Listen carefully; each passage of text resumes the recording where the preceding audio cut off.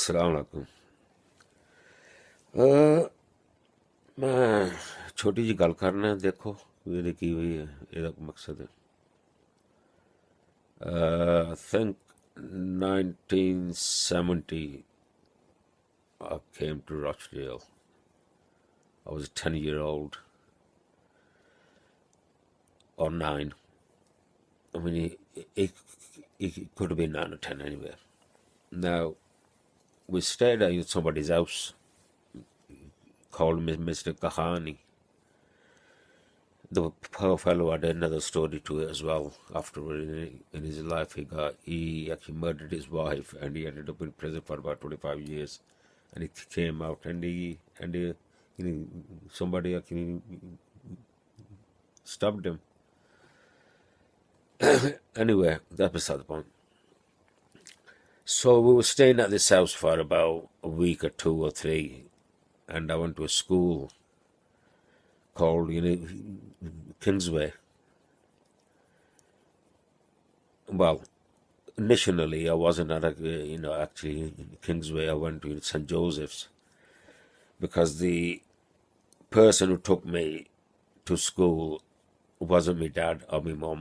It was our neighbour, and she thought we were Italians or Greeks or whatever. So I was taken to actually Roman Catholic school for about 3 months or 4 months before they realized that I wasn't a Roman Catholic, and that's how I actually ended up at Kingsway. Anyway, it was a bit of drag. You don't really know what to do. You're new here in this place and new country. For me anyway. For me, it was a change from a sheep herder to living in an industrial nation. Anyway, it fucking stunk up here. Anyway, you could smell the chimneys going through the bloody roof all the time, and the burning of the coal and whatever. It was all cleaned up afterward. But in the 70s, it was quite a busy place, Rochdale, in terms of jobs and employment for the immigrants, and they used to actually congregate on only one reason, because of the facilities and the amenities around them. So our focal point came actually in Tweedle Street in Rochdale.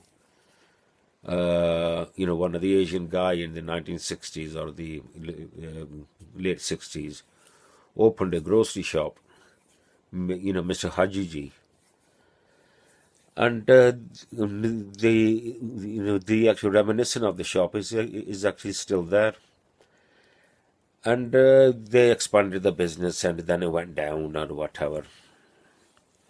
But still there, and that shop became the focal point for most of the immigrants, whether they were living in Manchester on this side of other side, or Blackburn, Bolton, Oldham, Burnley, Accrington.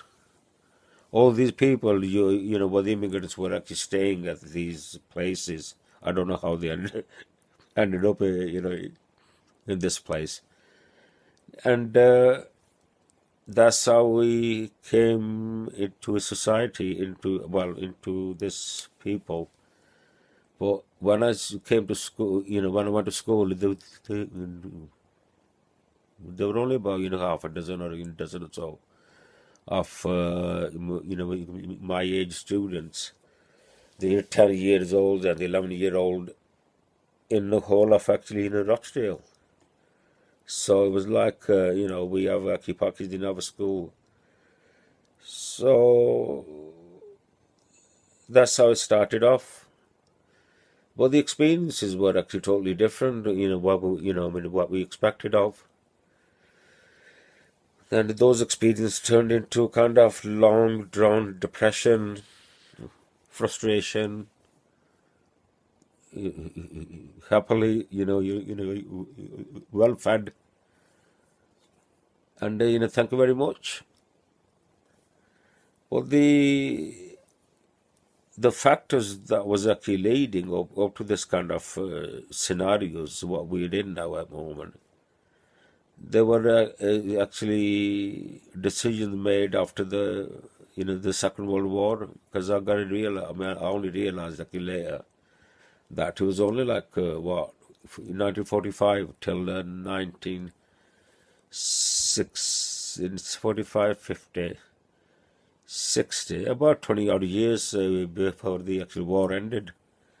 So when I came here, as a kid, it was kind of a half broken country and half industrialized, and people working, and it was very dirty in a way, in the industrial ways.